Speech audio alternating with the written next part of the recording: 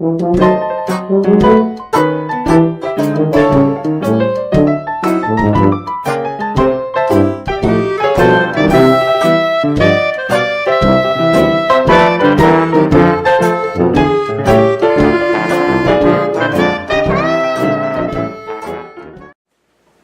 everyone, it's Grandmama. Time for another story from a Hometown Scrapbook by Ben Weatherwax.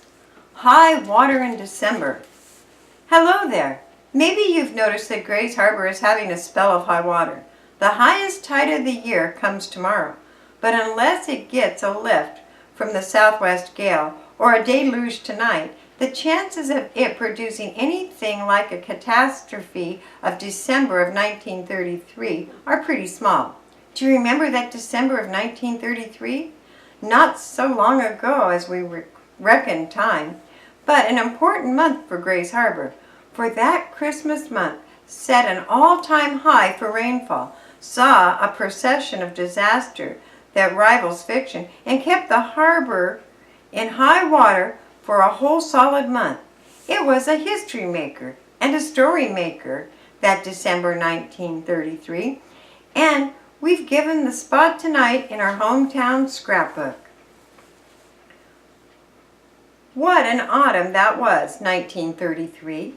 There was the election that had turned out the Republicans and elected a New Yorker named Franklin Delano Roosevelt to serve in the White House. Prohibition had been tossed out of the nation's window, and Grays Harbor's long idle dispenser of the old and mellow were scurrying around to find out how much their old equipment had managed to survive the years of the dry 20s that might be put back to use again. Herbert Horak had been elected mayor of Aberdeen, and Hoquiam's bond indebtedness was $535,000. Eric Eckmark had been elected president of Aberdeen's Order of Versa for the most of the autumn. Not much like this one. It had been raining with a number of persisting days. Nor did it slow down with December, although weather prophets had predicted that it would. It drizzled and sprinkled and precipitated, and by Friday night, December 8th, it was coming down in bucketfuls. When Jim Marlett closed his Heron Street shoe store, he headed for home. He got soaked running from the door of his shop to the door of his car at the curb. W.O. McCaw strode along under his umbrella, defying the rain, and Dr. Lawrence Hopkinson squinted when the big drops splashed on his eyeglasses as he left the Beaker building. It was raining in Hoquiam, too. Norrie Northrup, closing his candy department at the new Hoquiam Grand Central Market, noticed that the downspouts could hardly carry the water away from the building its wide marquees, and Attorney Charles Hodgson came down from his office on 8th Street and wondered if he had ever seen it rain so hard in all these years on Grays Harbor. He tucked his beard under his overcoat and hurried east in the downpour. By midnight, the rain had begun to build up a fresh set to a new pace. It had rained steadily in the heaviest downpour most folks could recall. On the hillsides, gutters were running full. A slide of mud dropped down on Aberdeen's new city entrance. Chief Engineer Finch at the Grays Harbor Railway and Light Company's plant at the electrical park went out to look at Fry Creek. It was bank deep and coming up fast. And then, what he feared happened. At about 3 o'clock, with Fry Creek over its bank, the torrent swept into the boiler room of the light plant and put out the fires. Threatened with an explosion from the gauges forming in the firebox before the oil could be shut off, Finch stood by his post until every switch was thrown. Then he climbed out to high ground. 5 feet of water stood in the house power plant. The standby plant at the Anderson Middleton Mill was trying to get into operation to take over the load. When daylight came that Saturday morning, streets were like lakes and roads become rivers. 4 inches of rain had fallen in 12 hours. A southerly gale had helped, and the harbor was knee-deep in water. The downtown streets of Hoquiam and Aberdeen were flooded from curb to curb. Basements were full. Wood piles floated off on the tides, and the Aberdeen post office was surrounded by a lake 2 feet deep. A rowboat was used to get into the welfare offices on Wishkah Street, and 6th Street Bridge in Aberdeen was undermined and closed to traffic. The Chehalis Valley was flooded from hill to hills as the feverish downpour set all the rivers over their banks. The Adam Street ditch draining West Hoquiam was overflowing into the flats, and Cosmopolis townfolks fought the streaming water running down from the reservoir with sandbags to keep it at its doors. In the Morick Hotel, manager Carl Morick stood in his lobby in 6 inches of water, wondering how he could take up the carpets, which were still on the floor. At the Becker building, owner Frank Becker had built a dam of wide boards, while up and down the streets, merchants had dammed the tides with barricades of sand and earth. The harbor was cut off from the rest of the world as the roads were blocked with slides, washouts, and high water. But there were some laughs. C.D. Anderson, Aberdeen photographer, lived behind the little shop on Heron Street, awakened early when he heard the water dripping and put 1 foot out of the covers into 6 inches of water on his floor. A pipe, he thought, had broken. He waded through the water to the light switch, which did not turn on lights due to the power failure. Muttering things appropriate to the occasion, he lit a candle and saw the water on the floor. Quite a flood, he thought, but if he could bore a hole in the floor, it would be able to run through, and he'd be able to begin his day again. He got a brace and a bit and bored, but it worked backwards. The pressure of the water under the building sent up a geyser that caught him in the eye. It was the worst flood the city could recall in years, and as Sunday brought a slackening of the rain, the tides went down and the harbor came back to normal. People laughed at their own stories of the flood, and although it continued to sprinkle slightly, the heavy rains, they told each other, were over. But it wasn't a real flood. Oh my, yes. In a week, it was all but forgotten. But the rains continued, and the stream continued to run full bank, although they stayed in their banks. And then came the night of December 16th. Christmas shopping was going full tilt, and Junior Hoonan noticed that his hardware business was better than any time since he had opened the store. He had plenty of aluminum ware on the lower shelves, but it would move, he thought. Best year since the Depression, he started.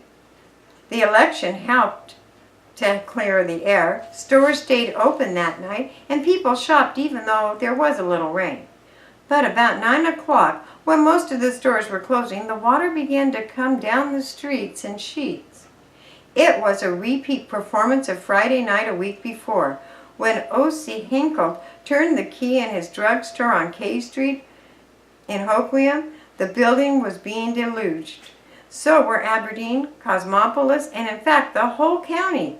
The rivers began to swell. It was the same old story, but this time daylight broke a scene the harbor had never seen since it was settled and lay in the street to make laws. The Chehalis Valley was flooded at Montesano. The rivers flowed nearly a mile wide. At the north end of B Street in Aberdeen, the Wishkah River spread from the foot of Fairview Hill to Young Street in North Aberdeen.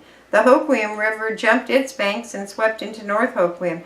At the high point of the tide, the waters rushed into the streets of the town. They soon reached the point that they carried the week before, and then began to rise above it. The tide rolled into the Emerson Hotel, pushed furniture around the building, and up to 14 inches of muddy brown water. Oliver Morris, who had marked the high water mark of 1913 on a concrete post, saw the mark disappear under 19 inches of new records. Families evacuated the North Hoquiam by boat were moved into the Lincoln School for shelter. Lumber carriers were the only vehicles that could travel the streets of North and West Hoquiam, and they became messengers of mercy. In South Aberdeen, the little wooden bridges across the sloughs and creeks floated away. Dikes broke protecting Finch's farms, and a solid well of water rolled across the flats in undulating fashion and stranding whole families. The Aberdeen Fire Department called in every available fireman and sent them in fishing boats into Finch's farm to rescue marooned families. The water at the port dock registered an equivalent of a 15-foot tide and pushed by a 90-mile-an-hour gale that had battered the harbor that night. It had failed to run out. The Northern Pacific train was stalled in Aberdeen as the roadbed to Montesano went out. Up and down the streets of Hoquiam, Jim Quigg, a high school student, roared in an outboard motor ferrying passengers to and from wet and dry spots. He made stops at the windows of some houses to pick up passengers and watch his speeding boat send waves into the lobby of the Emerson Hotel. Downtown Aberdeen was a sight that its residents had never seen before. In the warehouse of the Goldberg Furniture Company on Market Street, 100 mattresses floated on the tide like life rafts. Water had poured into the exit doors of the DNR Theater to fill the pit to its footlights. The organ at the grand piano were underwater. There was 30 inches in the lobby of the Becker Building, and almost every store in the town had water over its floor. In Junior Hoonan's hardware store, the Christmas stock of pots and pans floated on the tide. In the offices of the City Retail Lumber Company on Market Street, Lester O'Day sat on the bookkeeper's stool and contemplated the frightening cost of shingles that were floating out of the office like a lake.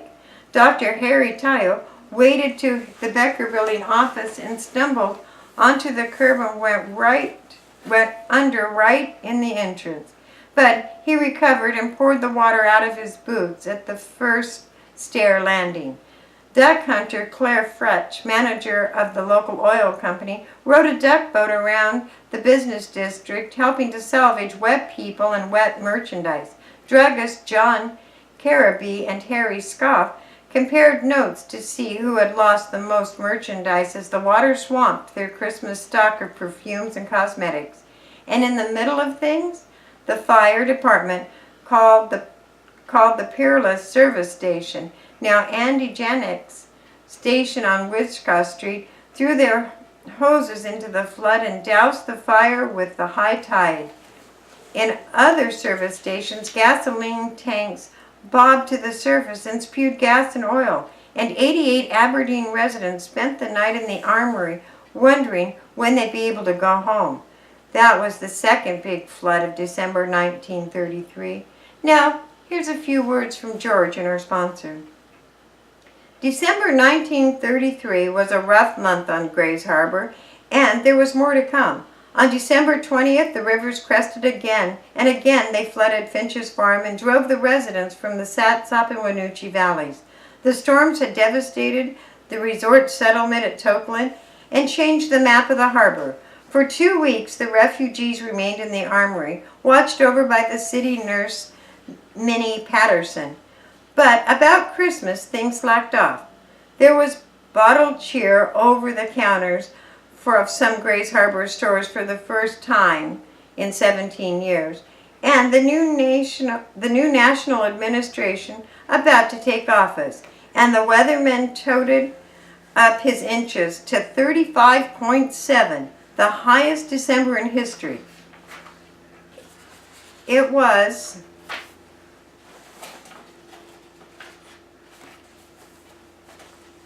a page to be remembered in our hometown scrapbook. Thanks for listening.